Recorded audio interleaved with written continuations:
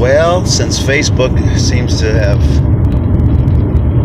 either done away with their live video or I can't get mine to work, I will do this very short video. I just want to, if I had to title this thing, I'd say it's the irony of life. I have had more people assume that I hate church. Well, I forgot to turn my notifications off. There you go. That I hate church, that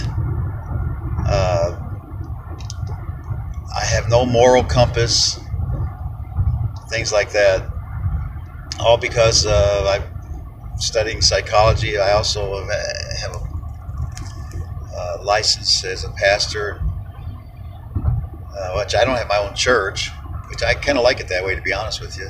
I just pastor people one-on-one. I wanted to have a church at one time, but I don't think I need it. And unfortunately, people, if you don't have proof that you're doing something in today's society, if you don't have a degree or a big business or a big church or some kind of financial proof or documentation, that they don't really believe you're actually doing what you say you're doing. Well, I don't care. God knows what I'm doing. So that's all that matters to me. I know what I'm doing. But anyway, yeah, people think that I have no moral compass because last year I said that God loves gay people, and I got a bunch of responses that I made of was it a video? No, it's not a video. It was like an article on Facebook, like a little post. So all I said is God loves gay people. God loves Hillary Clinton. And people just flipped out. Christian people flipped out, got angry. They couldn't just say God loves people. I suppose they should rewrite John 3:16, where God put no qualifications on people. He said, God so loved the world, he gave his only begotten Son, that whosoever believes in him should not perish but have everlasting life. And, God, or they should change 1 John. It says, God is love. He that loveth not knoweth not God. So they should probably reword those scriptures to fit their theory of what the love of God is all about, because there's no qualifications that God is love. There is no qualification. God loves everybody. Does he approve of their behavior? No. But they couldn't just say God loves people without putting in their little comments about, yeah, but he hates the sin. He loves the sinner but hates the sin. Well, that's unbiblical to start with, because you can't separate sin from people. You can't separate righteousness from people. If you live a righteous life, that's who you are. If you live a sinful life, that's who you are. Most people live a little bit of a combination of both, to be honest with you. Christians, I know tons of Christians. Most of them are still living they have some sin they're struggling with, or they trying to improve their life in some way. And but they also live a righteous life, and God loves them, and God is helping them. But God doesn't put qualifications on his love, or else he'd have to put a qualification on who he is. So the point I'm making here is that that post, that actually sent me into a little bit of depression, because the responses I got just really discouraged me. I thought, my God, if Christians can't love the world, we're in a big mess. I mean, if Christians can't love the world without qualification, we're in a big mess. It means we don't know who God is. We don't know how to represent him in this world. So, yeah. But it sent me into a little bit of, actually quite a bit of depression for a few months, because I just couldn't, some called me a retard, and others said all kinds of crazy stuff. I had to just get rid of them as friends, And I realized it was a good thing, because I thought, you know what, I've got to draw a line in the sand. Who am I going to associate with? People that represent Christ as he is or as they want him to be. Because I don't want to be influenced by people who want a God that, you know, separates his love from, I guess, I don't want to be associated with people that, they love others as long as they behave right. I mean, God doesn't do that. But here's the irony. Irony is, so people thought I had no moral compass. They thought, I was really actually surprised that people were more upset about God loving Hillary Clinton than saying God loves gay people.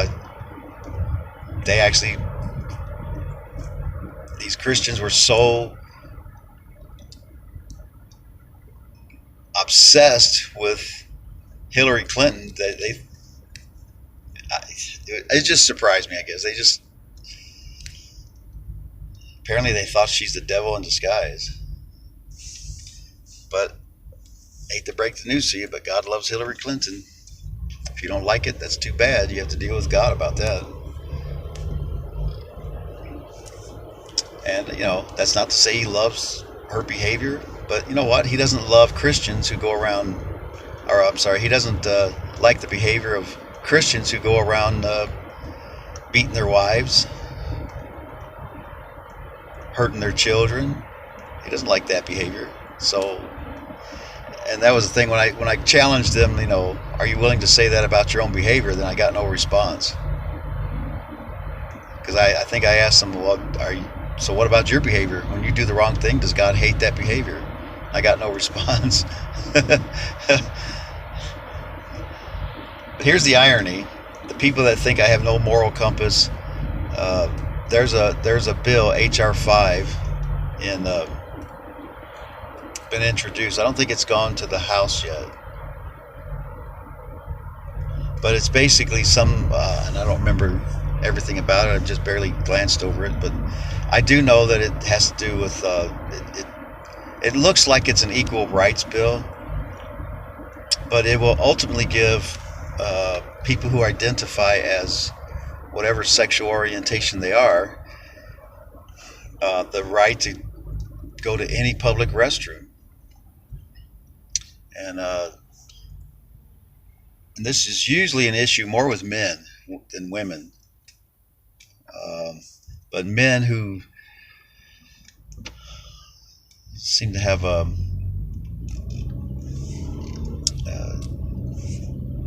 identity crisis with their sexuality, they tend to behave more deviant ways socially or sexually than women do, at least that I'm aware of. But here's what it will do. It will give the right to any man who, identifies as a woman to go into a woman's restroom, and he can go into a woman's shower at school. And the thing is, it's already happened in England. There's a case where I think he was a teenage boy identified as a girl, went into a girl's restroom and tried to molest a 10-year-old girl, and threatened her. I think he slammed her head against a toilet, threatened her that there was somebody outside that would kill her parents if she said anything. Well, thank God the girl had enough, courage to fight back. She kicked the man that wanted to be who said he was a woman, hit him in the groin, hit him in his penis, and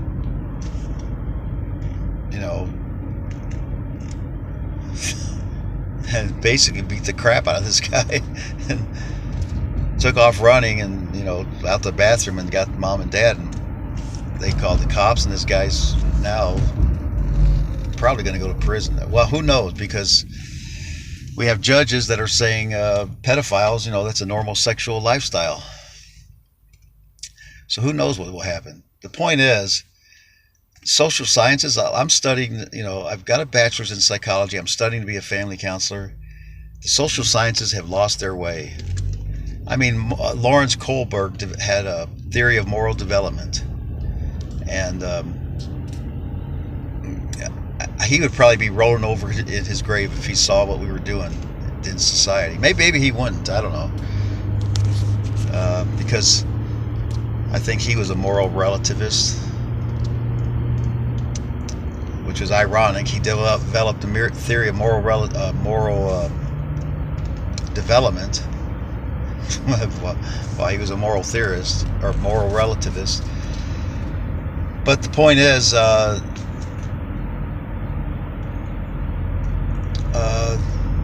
society, not just in America, but Western society is losing its way morally. We have already lost our way. You can't change biology. There are secular doctors and biologists and I'm trying to drive while I'm talking about this, but people who work on DNA and all that kind of stuff, they're coming out and saying, a man is a man and a woman is a woman. You can't change it. Now, you can believe you're a woman or a man. I mean, a man can believe he's a woman. That's called basically being in denial about who you are. It's actually akin to a delusional disorder, which refuses to believe reality. It believes, it would be the same as saying aliens lived in my body. It's akin to a bizarre delusion to think that you're a woman when you're a man, or you're a man when you're a woman.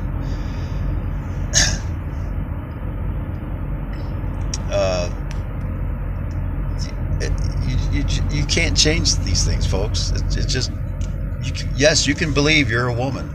Everyone has a right to believe that, but it doesn't make it right. And the evidence is, if this bill passes, it will open up the floodgates to all kinds of sexual assaults on young girls in bathrooms, like happened in England. I read about a case that happened here in America. I can't remember where it was at. So we are opening up the floodgates to all kinds of sexual traumatization of young girls and young boys. Here's the irony. Another irony is that the same people that think that lifestyle is normal, for instance, pedophilia, will condemn a priest who molests a young boy. And rightfully so. The priest should be condemned.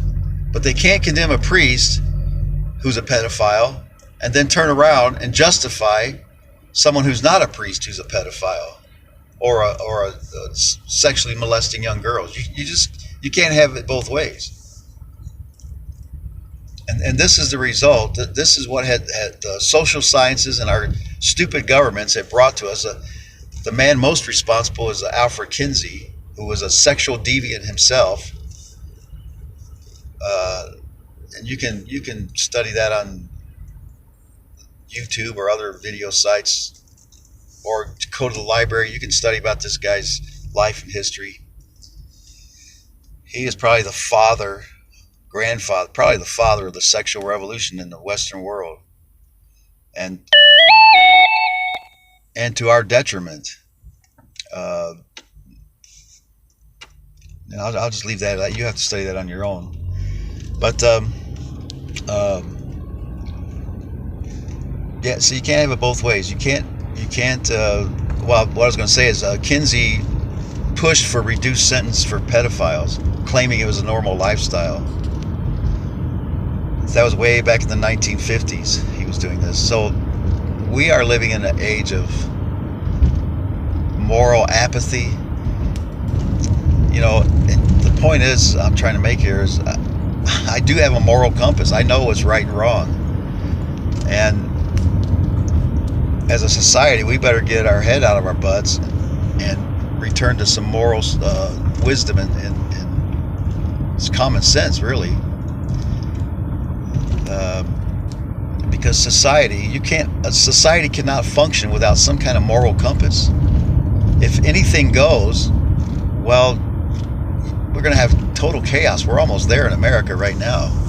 You just can't have anything goes and have a morally stable society. There has to be certain right and wrong. We have to face part of having moral wisdom and common sense is, if a cat is a cat, you call it a cat. You don't say it's a dog. And people come with all these slick arguments to try and justify uh, morally wrong behavior. But you can't live an immoral life. Let me rephrase that. You can't just say everything is moral because it's what I feel is right for me. We are replacing moral wisdom with civil rights, and it's a disaster. You can't have it both ways. It's either we have a moral compass or we don't. We either say this is right, this is wrong, and really, part of the problem is social sciences have convinced us that most people are good. If people choose to live a certain lifestyle, it's okay because they're good people at heart. They really don't mean harm. Blah blah blah. In the meantime, children are being molested or assaulted sexually. So this is serious business, and we better have some serious answers and some common sense and morally wise answers. So that's all I got to say about that. You guys have a good day.